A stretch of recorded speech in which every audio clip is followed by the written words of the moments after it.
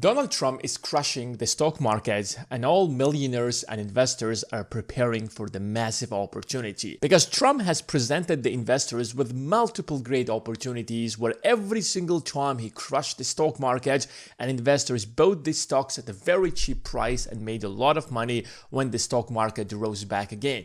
And it seems like this time it's happening again. I want you to look at this data. Inflation is rising faster than expected. In May, inflation has risen by 4.2%.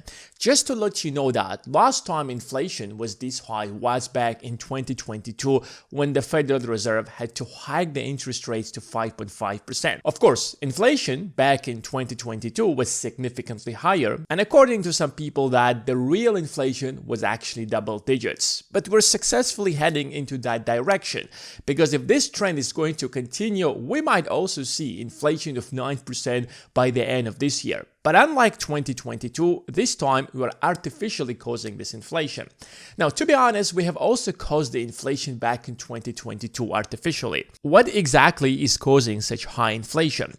So prices for food in May has risen by 0.2%, and that brings the overall inflation for food to 3.1%. Now, if you zoom out and look at all these numbers at the same time, you will see that the biggest increase in prices has certainly been energy, where prices in May has risen by 3.9%, and that brings the total inflation for energy to 23.5%. That is insane. Now, if we go into individual stuff, we see that the prices for energy commodities have increased by 40%. The prices for gasoline has increased by 40.5%. Fuel oil has increased by 58%. When prices rise by this much, it is impossible to miss these prices because you can see that on day-to-day basis. Every single time you leave the gas station, you realize how high inflation really is. And the problem is that there is no way to actually fix it. And this might actually be just the beginning. If you scroll through the entire list, you will also see that inflation, for example, when it comes to electricity, have also risen by 5.9%. That is also something that people can materially see in their lives. And electricity bills lately have been gone so high that a lot of people are complaining, why exactly am I paying so much for my utility? Now, that is very important. If you don't understand that, there is no way you can understand why the stock market is crushing and why it will continue crushing. You see, if you look at the stock market, it is being moved by investors' expectations. If investors believe that the stock market, for example, will continue rising, what do you think at this point investors are going to do? Investors are going to jump in and they will start buying stocks. That demand is going to increase stock prices, which is going to lead to a self-fulfilling prophecy. And vice versa.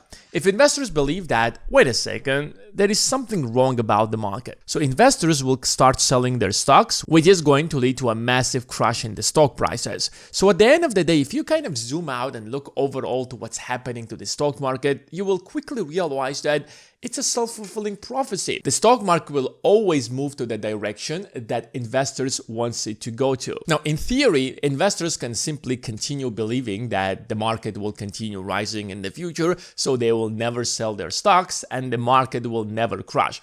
But unfortunately, that's not happening, because if you know how to analyze stocks, if you know how to find valuations of the stocks, you will quickly realize that at certain times, a lot of stocks are insanely overvalued, and at certain times, the stocks are undervalued. So if you buy the stocks when they're undervalued and you sell them when they're overvalued, you can actually make a lot of money. Now, if you look at the type of the stocks, we have two types of stocks. We have value stocks and we have growth stocks.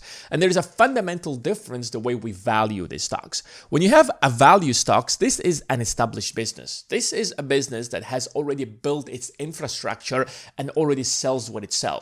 Take an example of Coca-Cola. Coca-Cola is one of the most successful businesses that has ever been in the world. It is operating literally in every single country all across the globe. They have dominated their niche and they make billions of dollars. And the valuation of Coca-Cola is a few $100 billion, probably like $200 billion or $300 billion. But here's the question. Do you think Coca-Cola in the future is going to make trillions of dollars? Now, nobody believes that, because Coca-Cola is not a revolutionary company that is about to change the world and phenomenally grow its earnings. It already has an established business. Now, the same logic applies to a company such as ExxonMobil. They sell oil, so they have their infrastructure, they have already made their capital expenditures, and they're making a lot of money. So nobody believes that ExxonMobil is suddenly going to make trillions of dollars. On the other side, we have growth stocks. Now, growth stocks are the kind of businesses that might not be making right now a lot of money, but based on their business model and the way they grow, they will be making a lot of money in the future. So we are going to base the valuation of these businesses today based on how much money they could potentially make sometime in the future. Let me give you a very simple example. Look at Tesla stock. Tesla is a great example. The current valuation of Tesla is $1.2 trillion. Now, that's a lot of money. That's way more than ExxonMobil. That's way more than Coca-Cola. But if we look at how much Tesla has made last year, that's $94 billion. Net income, less than $4 billion. So essentially, right now, Tesla is earning in real money less than what Coca-Cola is making. And yet the valuation of Tesla is like 5 to 6 times more than Coca-Cola. Why? Because in the case of Tesla, we believe, or at least the market believes, that Tesla is an AI company, so they have the potential to make trillions of dollars in the future. So we will base Tesla's valuation today based on how much the company could potentially generate 10 years from now or 15 years from now, when every single car that Tesla is making is going to be a self-driving car or whatever they believe Tesla is going to achieve. And if you look at the stock market today, you'll see that the stock market today is dominated by the growth stocks.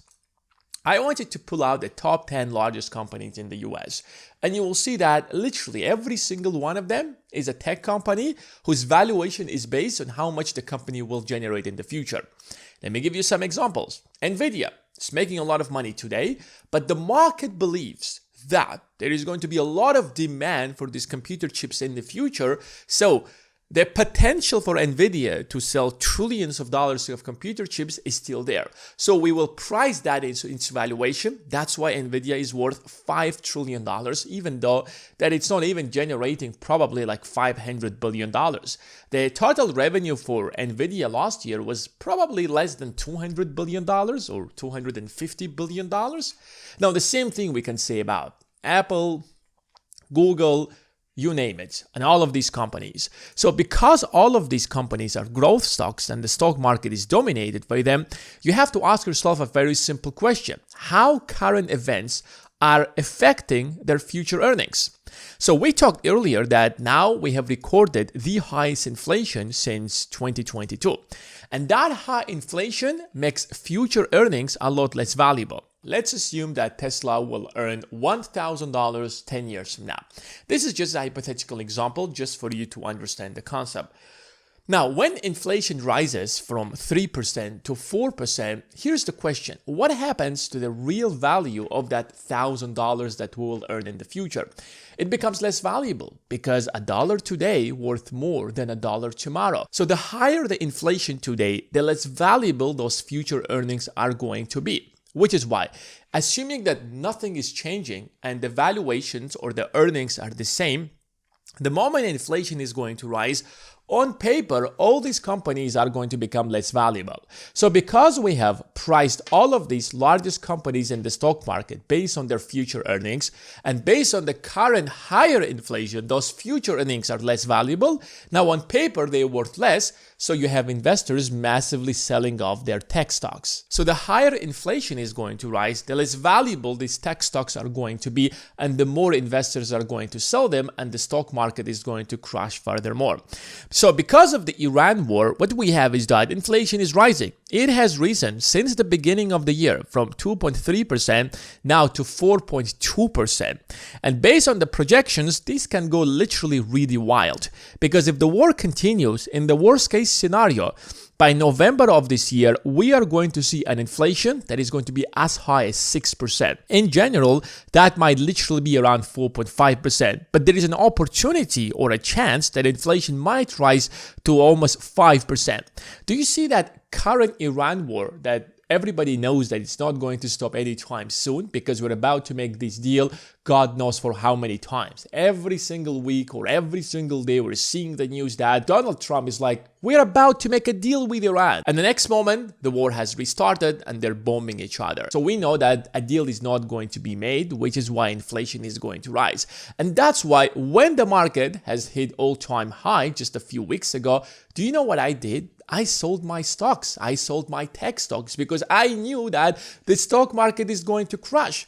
And I'm not just making this up. I posted on the Investing Academy which stocks am I selling, and on some of these stocks I made more than 50%, and I will buy these stocks back at a completely different price when they are going to reach their bottom. So if you want to know when exactly I will be buying the stocks, you can join the Investing Academy. The link will be in the description of this video, and you will also be able to buy them at such a low price and wait until the price is going to recover and you're going to make a lot of money. The second problem with that is that interest rates will rise, which will make also future earnings less valuable.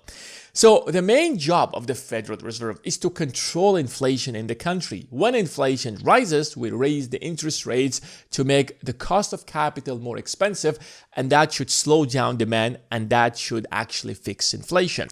So up until now, the Federal Reserve was actually holding the interest rates. If we go back to January 28th, interest rates were 3.5 to 3.75%.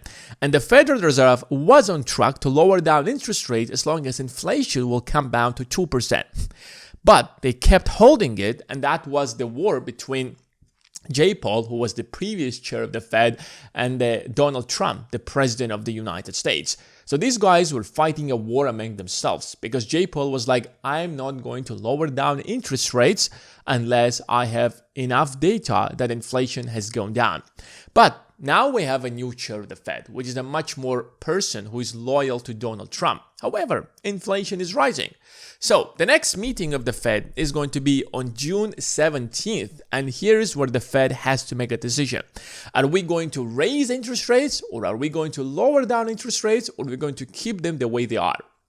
Now, at this point, everybody in the market believes that there is no way we'll lower down interest rates because inflation has risen to 4.2%.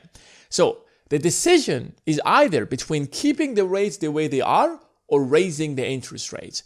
And the fact that inflation has risen to 4.2% is actually a very strong indicator that the Fed might decide to raise interest rates. Now, let's assume that the Fed is not going to do that and the Fed will keep the rates at about the same rate. The next meeting will be on 29th of July. So because the war by then is not going to stop, we can expect that inflation this month is also going to be at least 4.2%, if not higher, which means that in the next meeting, the Fed will be forced to raise the interest rates, which again will lead to much lower future earnings, which is going to crush the valuations of all of these growth stocks in the stock market, which is going to lead to a massive stock market crash, which is exactly what we are already seeing in the stock market today. As you can see that the stock market is extremely predictable when you understand how the stock market works. So if you want a step-by-step strategy on how to invest in the stock market and learn why stock prices move the way they are, then join the Investing Academy. The link will be in the description of this video.